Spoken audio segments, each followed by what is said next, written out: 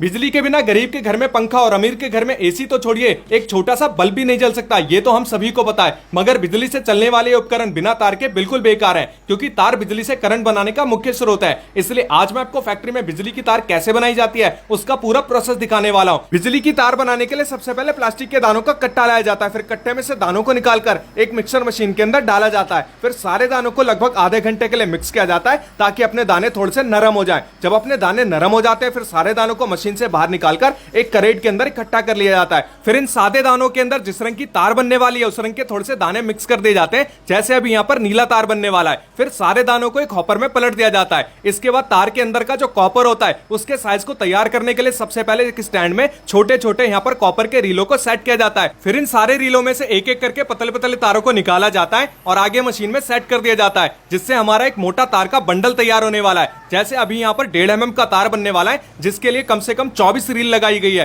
तो ये देख सकते हैं मशीन में इस तरीके से सारी पतली पतली जो रीलें होती हैं वो आगे बढ़ती रहती हैं, जिससे हमारा एक मोटा पूरा बंडल बनके तैयार हो जाता है। जब अपना बंडल बनके तैयार हो जाता है, इसे मशीन से बाहर निकाला जाता है। फिर इस बंडल को उठा के एक दूसरे वाले स्टैंड में सेट किया जाता है। इसके बाद यहां से तार बनाने का जो मेन प्रोसेस है वो भी स्टार्ट हो जाता है, जिसके लिए भैया ने तार के बंडल में से तार को निकाला है और इसको तार बनाने वाली मशीन के डाई में सेट कर दिया है। जिस भी साइज की तार बनने वाली होती है उसी साइज का यहां पर डाई भी सेट किया जाता है और इसको हॉपर वाली मशीन के साथ जोड़ दिया गया है। फिर इसके नीचे हीट लगा दिया जाता है। अब इस कॉपर के तार को एक पुराने वाले तार के साथ जोड़ा जाएगा, बांधा जाएगा, ताकि इस कॉपर के तार को आगे खींचने में मदद मिले। फिर डाई को अच्छी तरीके से हॉपर वाली मशीन के साथ जोड़ दिया जाता है। मशीन का सारा सेटअप होने के बाद कॉपर के ऊपर जो प्लास्टिक होता है उसको चढ़ाने के लिए सबसे पहले मशीन में से प्लास्टिक का एक वेस्ट निकलता है, जिसको तोड़ के अलग कर दिया जाता है। फिर प्लास्टिक का जो सही शेप होता है वो कॉपर के ऊपर इस तरीके से चढ़ने लगता है और पीछे से भी मशीन को चालू कर दिया जाता है, जहां से अपनी कॉपर की जो तार होती है वो इस तरीके से मशीन में आगे बढ़ती रहती है और प्लास्टिक के साथ मिक्स होकर तार का शेप लेती रहती है। अभी आपको लग रहा होगा कि तार के ऊपर जो ये नीली प्लास्टिक है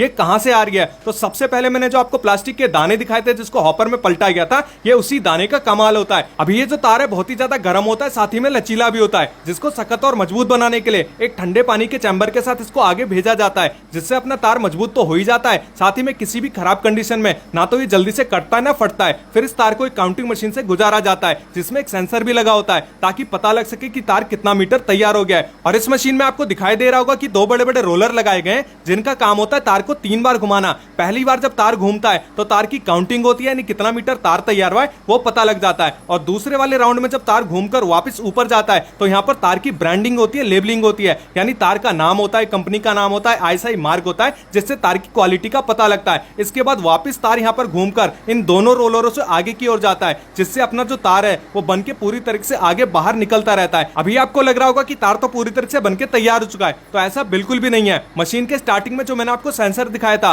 वो सेंसर मशीन में तय करता है कि कितने मीटर का यहाँ पर तार बन चुका है। उसके बाद मशीन में एक बजर बजता है, जिससे भैया को पता लग जाता है। फिर भैया आते हैं, फिर तार को काटकर अलग कर देते हैं। फिर जितना भी अपना तार तैयार होता है, इसका बंडल तैयार करने के लिए भैया इसको बंडल वाले डिपार्टमेंट में भेज देते हैं, जहां से इसका बंडल तैयार होने वाला है। और जितना भी मैंने आपको प्रोसेस दिखाया था ये प्रोसेस सबसे ज्यादा आसान होता है, यानी इसमें कुछ नहीं करना, सिर्फ तार का बंडल तैयार करना है। मशीन के अंदर इसको लगा दो और तार अपने आप बंडल बनके तैयार हो जाता है। 90 मीटर का यहाँ पर एक बंडल तैयार किया जाता है और जब बंडल तैयार हो जाता है इसके ऊपर लेबलिंग की जाती है, ब्रांडिंग की जाती है और 4 हिस्सों में इसको बांध दिया जाता है। इसके बाद मशीन से इसको बाहर निकाला जाता है। अब इसको पैकिंग वाले डिपार्टमेंट में आगे भेजा जाएगा। तो आज मैंने आपको दिखाई कि आपके घर में इस्तेमाल होने वाली बिजली की तार फैक्ट्री के अंदर कैसे तैयार की जाती है। तो अगर आपको वीडियो पसंद आई है तो वीडियो को लाइक करिए, कमेंट करिए और अपने दोस्तों के साथ जरूर से शेयर करिए। और ऐसी और वीडियो देखने के लिए हमारे चैनल को भी फॉलो कीजिए। Thank you.